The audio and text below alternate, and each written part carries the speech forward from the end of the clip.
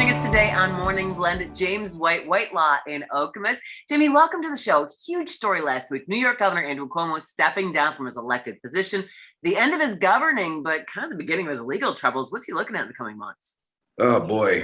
So the governor has a few different problems on his hands. Primarily, he almost certainly is going to be looking at some form of civil proceedings from the victims in this matter. They've indicated they intend to go forward, at least some of them do. So I expect that he and potentially some of his colleagues will be sued for either actually committing harassment or assisting in covering up or making the harassment complicit. He also still faces the potential for impeachment, despite the fact that he is resigned. In the state of New York, you can be impeached after your resignation. And, that's a unique thing to watch out for. And then ultimately, and most troubling for the governor, is the likelihood that there will be some form of criminal consequences for at least one of his acts, where he's allegedly to have groped a young woman's underparts.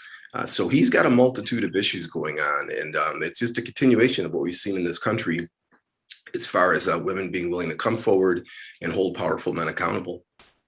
Do you see this as a significant moment for the #MeToo movement? I almost hate to call it that, but I guess there's no other label for it than the reckoning.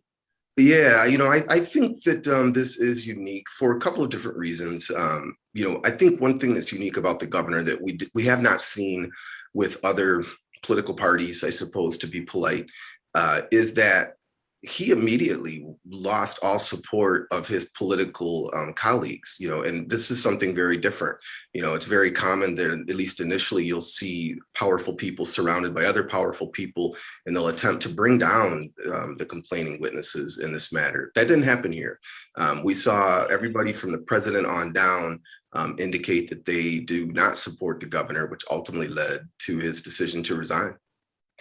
For women who are afraid to speak up, my word versus his word, I don't have the power that person does, or men maybe in that case as well. What do you recommend?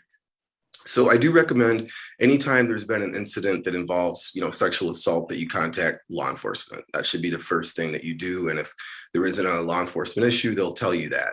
And then secondly, you should contact an attorney and find out what your legal rights are, and be sure to keep a journal of everything you do.